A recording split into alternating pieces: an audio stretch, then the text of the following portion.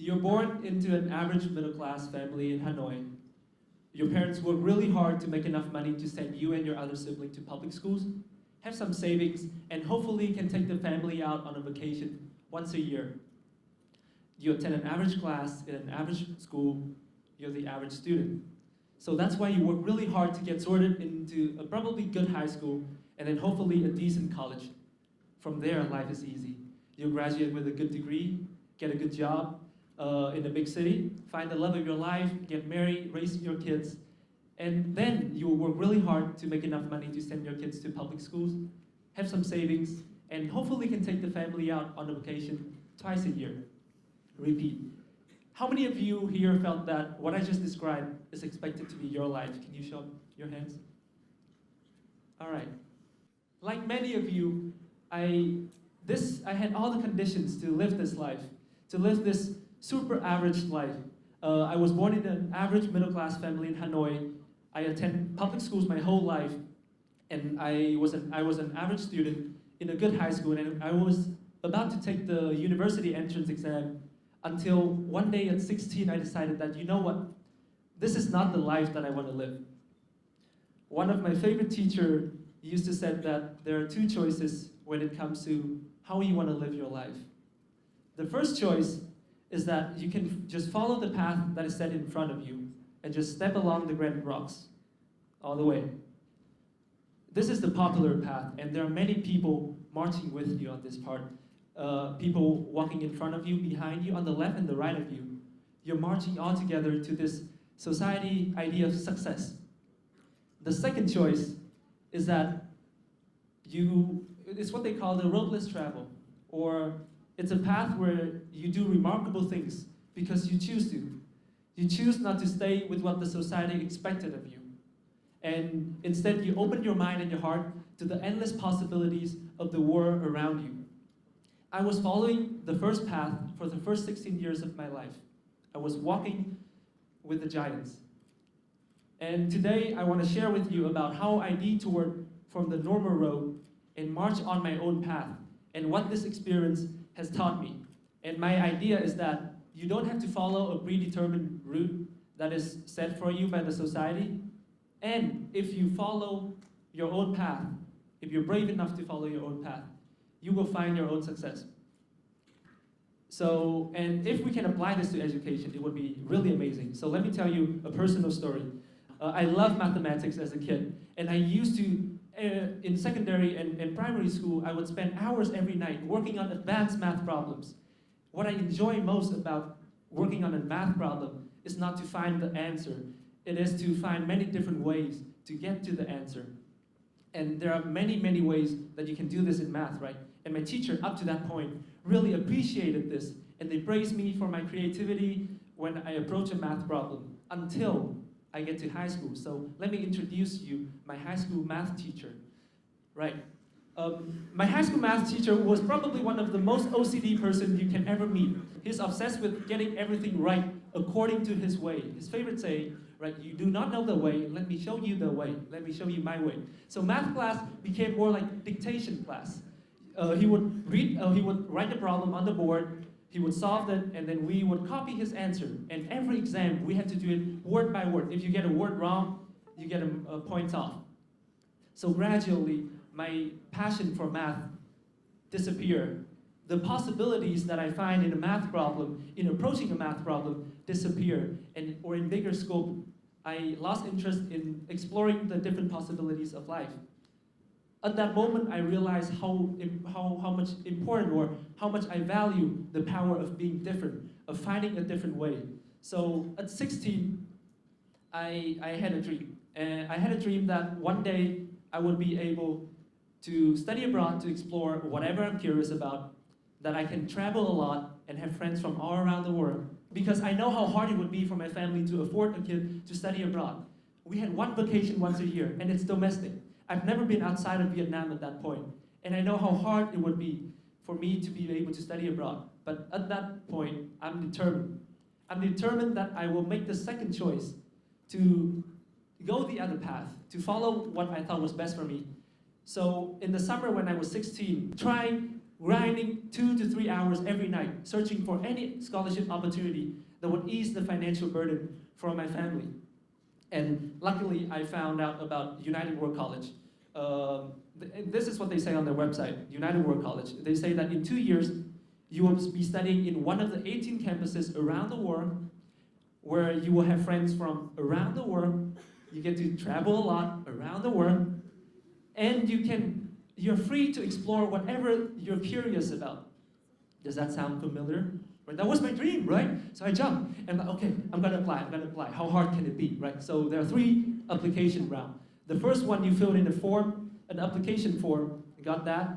Then you get an interview with an alumni, I got that. And then enter the final 30 students round.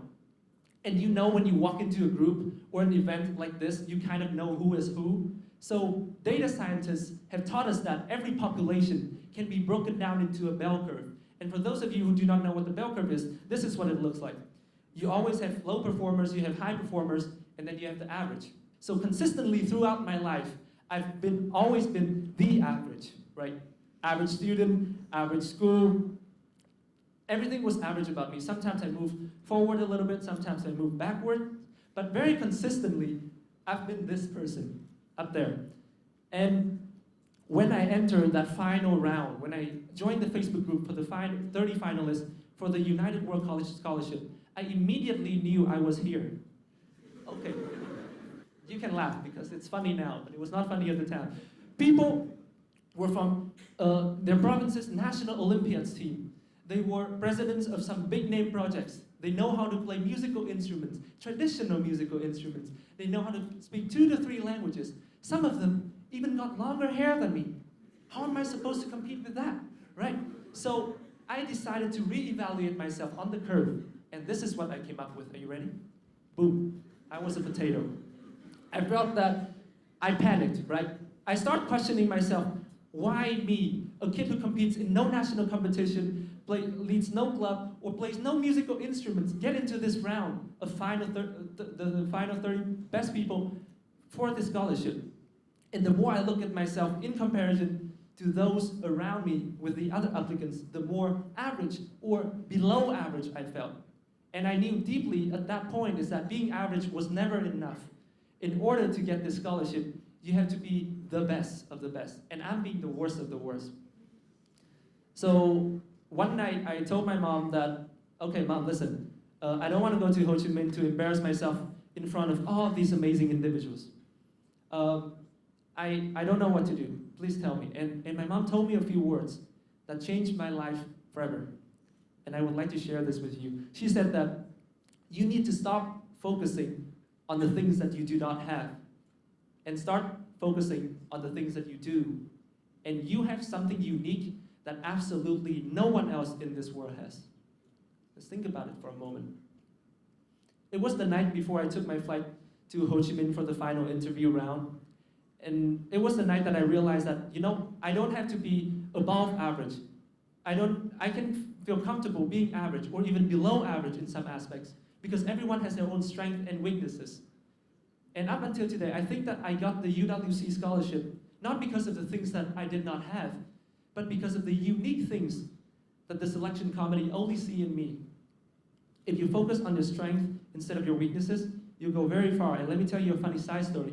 I watched my first TED Talk when I was 14, and I couldn't remember what it was about, but the 17-minute talk was so interesting that I was hooked into it, that I had a dream that one day I could be standing on the TED stage, making extremely long pauses.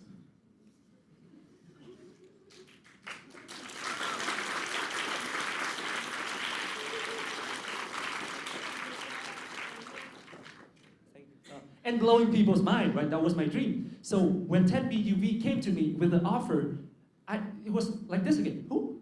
It was a dream come true moment, right? So until I was so excited to talk, and then I had all this plan drafting in my head until I saw the speaker lineup with all these incredible big names in education. Mr. Hill, Mr. Thum, Mark, Kevin, everyone. And then I thought of myself as the potato at the end of the curve again. That's what I thought of myself. That's how I reevaluated myself at the time. So what I learned is that you will always find reasons. You will always find reasons to disqualify yourself for something. You'll always find reasons to disqualify yourself from something, right? And you always think that you're not smart enough, you're not inspiring enough, you're not old enough, you're not experienced enough. It turns out that our education system has trained us to look at one person and judge whether that person stands in a group using one single bell curve.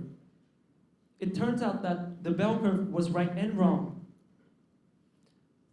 When you look at a person holistically, there are infinite bell curves. I'm sorry. We never put a metric on the bell curve. Is it measuring mathematics, reading skill, athleticism, coding, public speaking, prestigious college?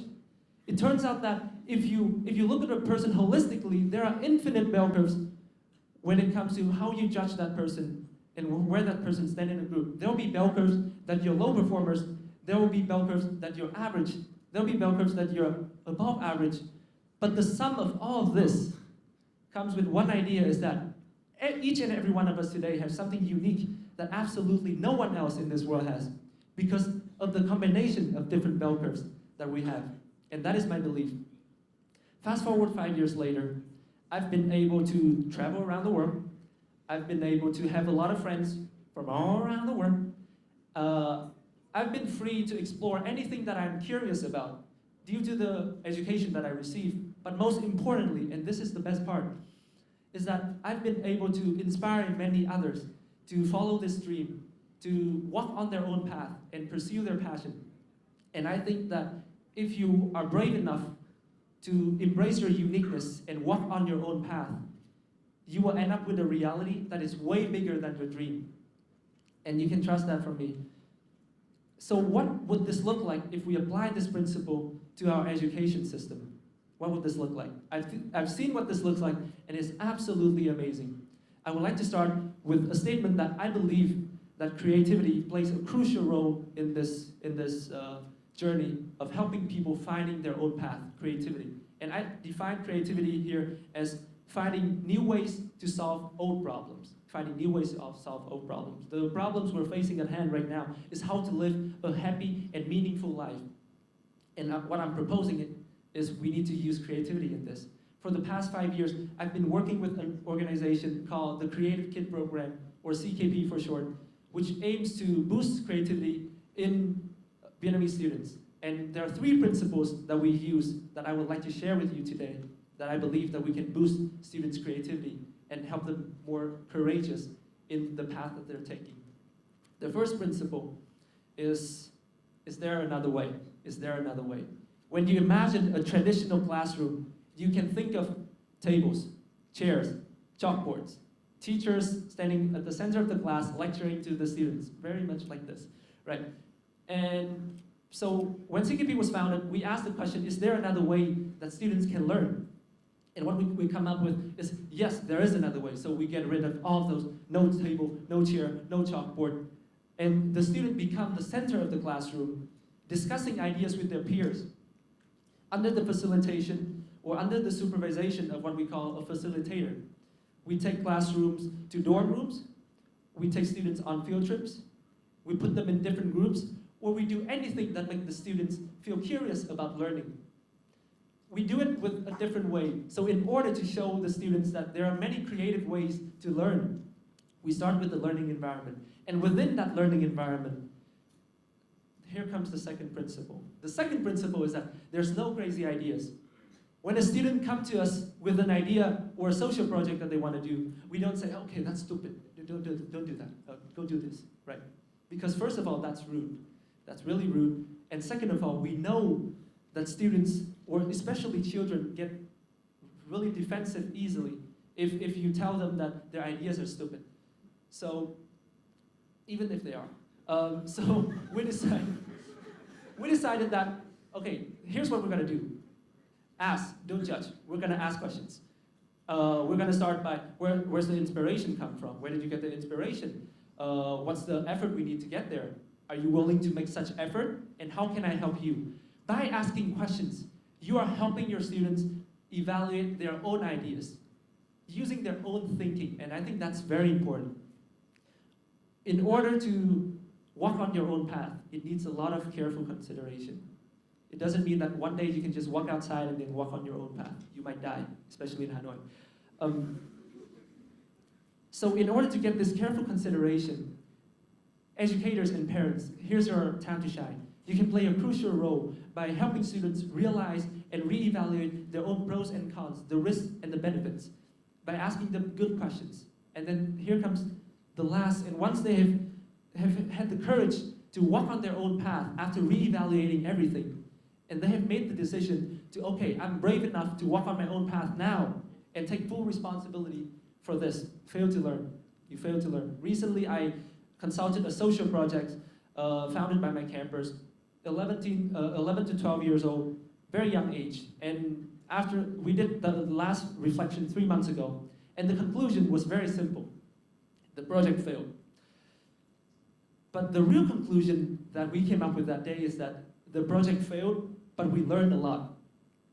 By allowing your students to, we learned a lot about how to manage a project. We learned a lot about time management. We learned a lot about how to talk to people, how to get money from people, and how to trick people into going to our events. We learned a lot of things, right? Especially this kind of events, right? We learned a lot, and here's the best part, is that this happens because that I always reassure them that, hey, if you fail, I will be there with you. I'm not gonna ditch you, I'm not gonna shame you, I will be there with you, and we're gonna pick us right back up and walk. Think about this as failure with a net, right? It's like a circus act. You don't push your students on a tightrope 50 meters above the ground and expect them to walk without a safety net, right? You create a safety net so that when they fail, the tumble feeling and the unpleasant is real, right? But it does no lasting damage. So that if they fail, they can bounce back up and learn again. And I think that's incredibly important in walking on your own path, is that because no personal path is guaranteed success. They will fail a lot, but then they will learn a lot. So educators and parents, here's your time to walk with your students, to make sure that they feel safe when they start walking on their own path. By using these 3 principles, I promise that your students will be able to go very far. I promise. Our education system has always been obsessed with this idea of paving one single perfect path for everyone. You go to a good school, you get a good job, you get a lot of money, you raise your kid, you retire, and you disappear. I don't believe that is the goal of education. I believe the goal of education is to empower every single student to be courageous enough to walk on their own path, to follow their own dreams.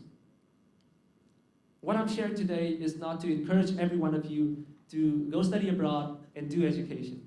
That is my path, and that might not be yours. What I'm sharing today is my belief that each and every one of us is capable of making the second choice, to open your mind and your heart to the endless possibilities of life, and then to courageously walk on your own path. It will take you to incredibly amazing places. We gather at TED today to celebrate the many possible ways that we can better our lives. So I would like to end with this note. I would like all of us to have the courage to imagine, to dream, and to pursue the endless possibilities of life. Because I know that there's something unique about you that absolutely no one else in this world has. Thank you.